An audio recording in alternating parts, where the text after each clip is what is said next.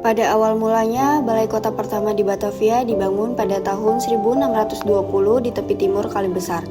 Bangunan ini hanya bertahan selama 6 tahun sebelum akhirnya dibongkar demi menghadapi serangan dari pasukan Sultan Agung pada tahun 1626. Sebagai gantinya, dibangunlah kembali balai kota tersebut atas perintah Gubernur Jenderal Jan Pieter Zoon Choon pada tahun 1627. Lokasinya berada di daerah Neuwe Markt, yaitu sekarang Taman Fatihillah, dan menurut catatan sejarah, balai kota kedua ini hanya bertingkat 1 dan pembangunan tingkat kedua dilaksanakan kemudian. Tahun 1648, kondisi balai kota sangatlah buruk. Tanah di kota ini yang sangat labil dan beratnya bangunan ini menyebabkan perlahan-lahan turun dari permukaan tanah.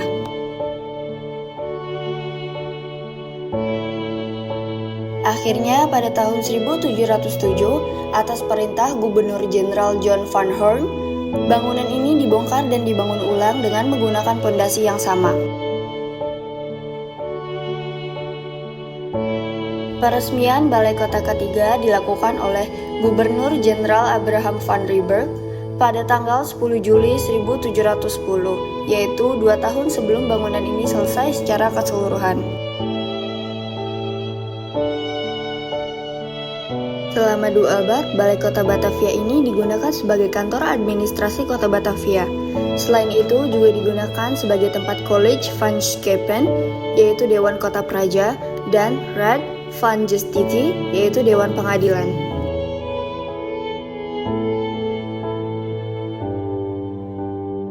Awalnya, sidang Dewan Pengadilan dilakukan di dalam Kastil Batavia, namun dipindahkan ke sayap timur balai kota dan kemudian dipindahkan ke gedung pengadilan yang baru pada tahun 1870. Balai kota Batavia juga mempunyai ruang tahanan yang pada masa VOC dijadikan penjara utama di kota Batavia.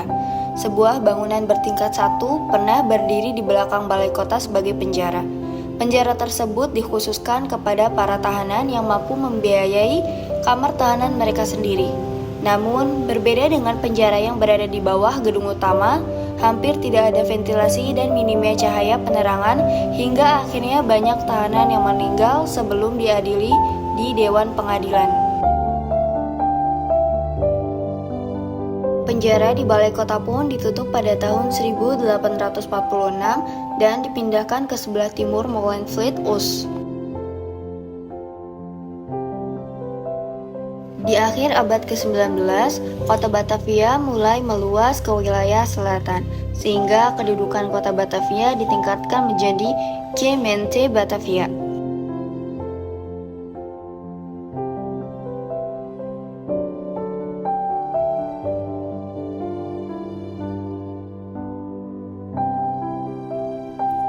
Akibat perluasan kota Batavia, aktivitas balai kota Batavia dipindahkan pada tahun 1913 ke Tanah Abang West, yaitu sekarang Jalan Abdul Muiz nomor 35 Jakarta Pusat, dan dipindahkan lagi ke Koningsplein, Zuid pada tahun 1919, yaitu sekarang Jalan Medan Merdeka Selatan nomor 8-9 Jakarta Pusat, sampai saat ini.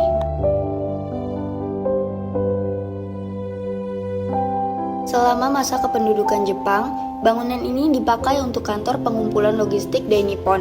Setelah Indonesia merdeka, bangunan ini kembali digunakan sebagai kantor pemerintah Provinsi Jawa Barat di samping ditempati markas Komando Militer Kota 1 sampai tahun 1961. Setelah itu digunakan sebagai kantor pemerintah Provinsi DKI Jakarta.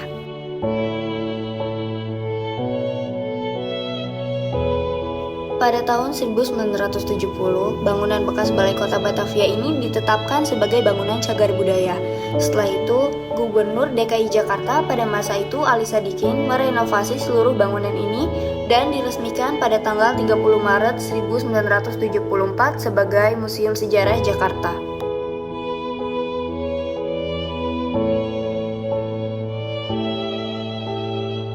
Pada tahun 1937, Yayasan Oud Batavia mengajukan rencana untuk mendirikan sebuah museum mengenai sejarah Batavia.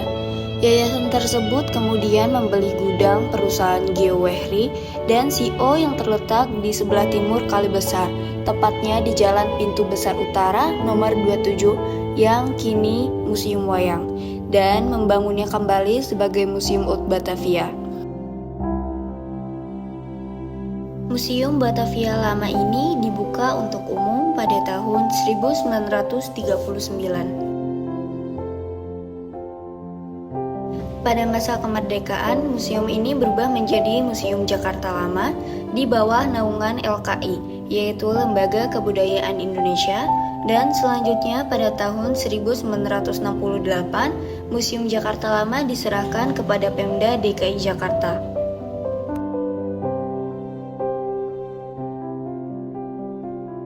Gubernur DKI Jakarta pada saat itu, Ali Sadikin, kemudian meresmikan gedung ini menjadi Museum Sejarah Jakarta pada tanggal 30 Maret 1974.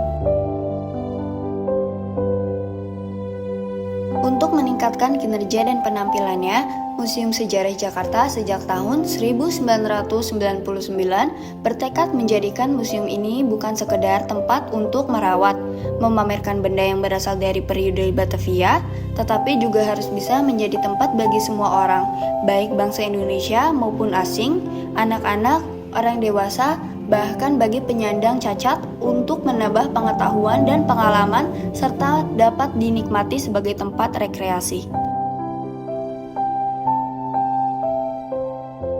Untuk itu, Museum Sejarah Jakarta berusaha menyediakan informasi mengenai perjalanan panjang sejarah kota Jakarta sejak masa prasejarah hingga masa kini dalam bentuk yang lebih rekreatif.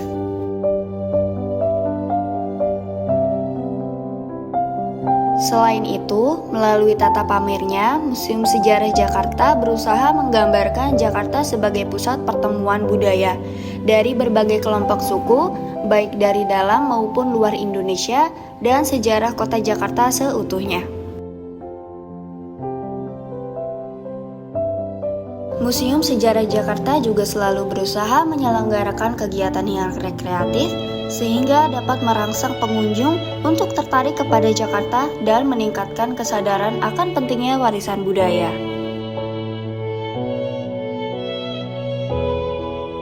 Yuk, jangan lupa kunjungi Museum Fathahillah ini untuk mengenal lebih dekat sejarah Jakarta dan nikmati keindahan arsitektur Belanda yang masih terjaga hingga saat ini. See you next time!